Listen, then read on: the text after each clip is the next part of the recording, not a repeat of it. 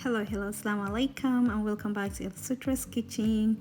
My latest today's recipe is the Sinasir recipe, and I promise to show you this after the Masa recipe as I requested from my audience to tell me if they want to know the difference between Sinasir and Masa, and you wanted to know, so I am here for you. So if you are new, you're welcome, and if you're a returning family member, thank you so much for always clicking to watch and supporting us. Let's get into the recipe.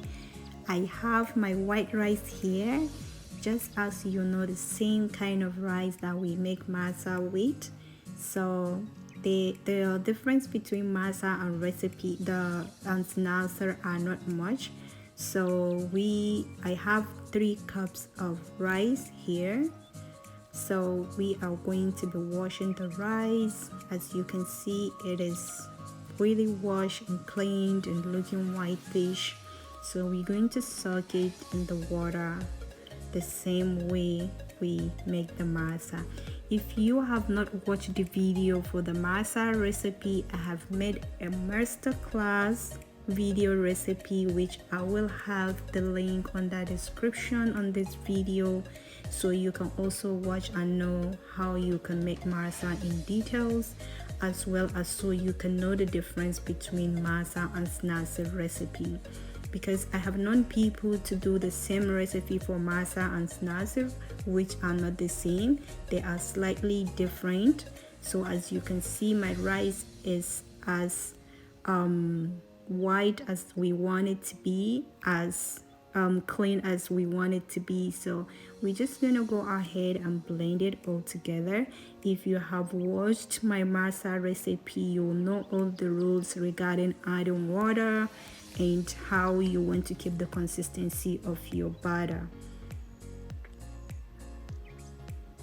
So as you can see, I added about a cup of water to blend my rice, because you don't want to add too much water into the butter and then your butter becomes too runny and you had to get something to thicken it up. So we are done blending and I am going to go into the next step.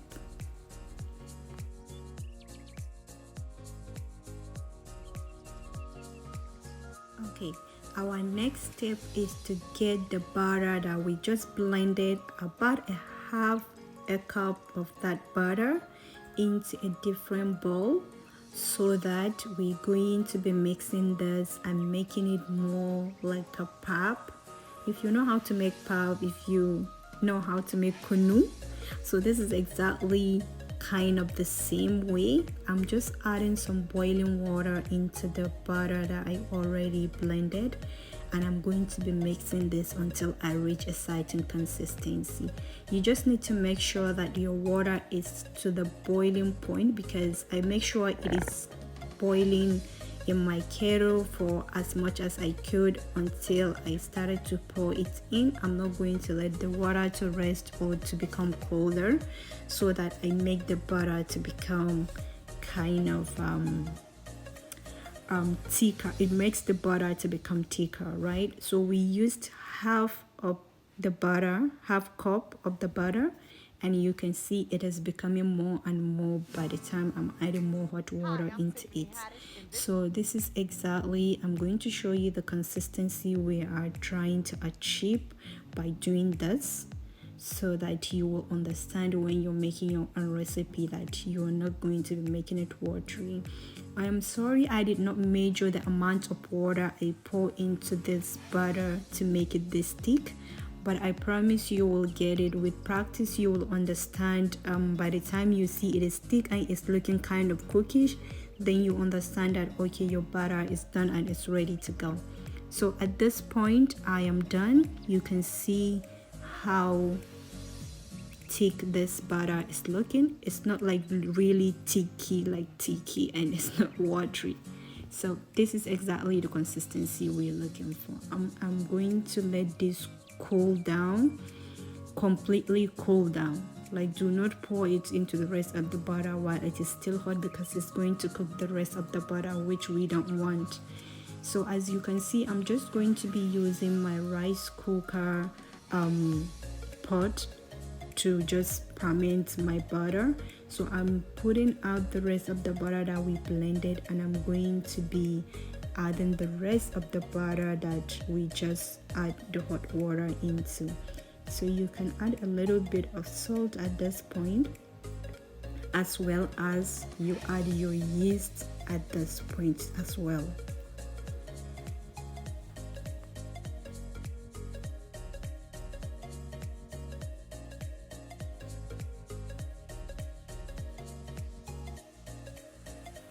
So as you know from my previous video of Masa, that British class company is my best and my #1 choice when it comes to my yeast choice. So it doesn't have to be this exact brand, because I'm sure it is not available everywhere in the market depending on your location. So just choose the best yeast that you can. If you can get a Frenchman company also have good yeast. So just add about 1.5 tablespoon into your butter, and then this is the time I told you I'm going to let this cool down all the way, but it's still a little bit warm, not like completely cold. It's not completely cold, but it's okay, but because it's not going to cook everything, and it's going to keep my butter warm because it's going to make it to rise faster. So let's keep going. I'm going to be adding about 2 tablespoons of yogurt. Actually, this was supposed to be a plain yogurt, but I do not have plain yogurt. I have a little bit of a flavored yogurt, so it doesn't matter because it's not going to bring the flavor out in my Sinasir. So because it's just 2 tablespoons that I'm adding into the butter, and what the yogurt does is to make the butter more softer. It makes your Snazzer softer. So this is me now mixing everything together, and let's keep going with the recipe.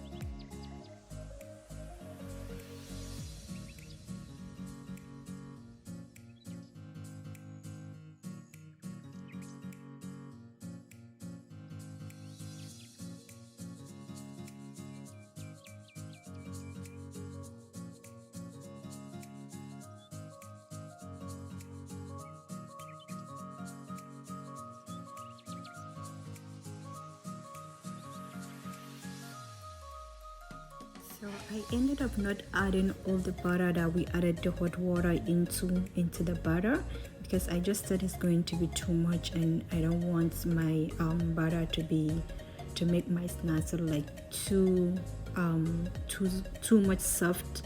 So I decided to just add like about half of it, and as you can see, the butter is ready. The moment you can see these bubbles, you know your butter is ready.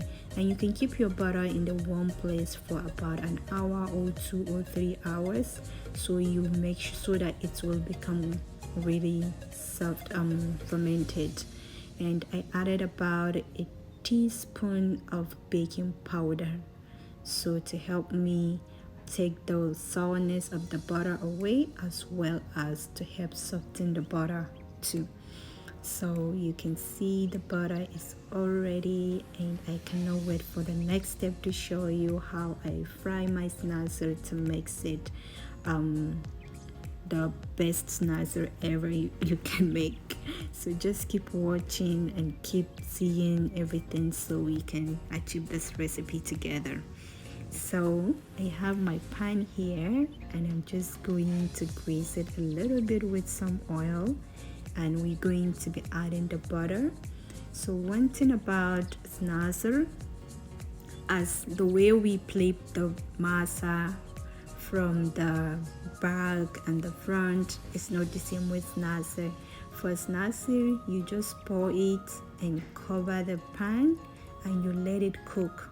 So the way you will understand it has cooked, you see, you will not see the whitish of the butter from the up. So I'm going to show you again in the next batch what I was talking about. So I'm going to flip it to show you the back of the Snazzer, so you see how much it has cooked. And you need to put your the stove to about medium to low, the heat, because you don't want to put too much heat and it's going to burn your Snazzer. So as you can see, I told you we don't flip it back and forth to fry it. So I did not fry here, I did not fry the front part of it, I just fried the back. So I was just flipping it to show you the color that we achieved. And we have fried about 3 now, and we will keep frying so you will see and you get to understand. The moment you saw this little holes and there's no any whitish of the butter on top, so you know it is ready. It is ready to go. So look at that. I am so proud of this Snazzer. I am proud of the recipe. If you actually follow everything that I said from this recipe, you're going to achieve this kind of Snazzer. The Snazzer, how it is looking and everything about it. I'm just happy with this. I'm happy with everything. So I forgot to show you how the butter will look if it is not cooked completely, so you understand that if it is not completely cooked, you shouldn't take it off the stove.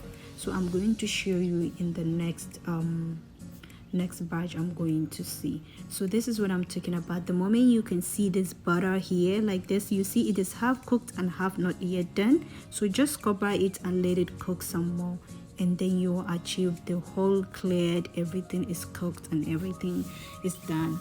So this is our Snazzer, ladies, and look at that. Look at how soft. I am just trying to tear it with my fingers, and look at how it is. Oh my gosh, like I just need some suya spice or some kuli kuli to eat this thing, or I need some soup and tea to have this. So thank you so much, ladies, for joining this recipe. I am happy that you guys are here, and I hope you understand everything that I mentioned in the video. I hope to see you next on this channel again to entertain you. Thank you so much.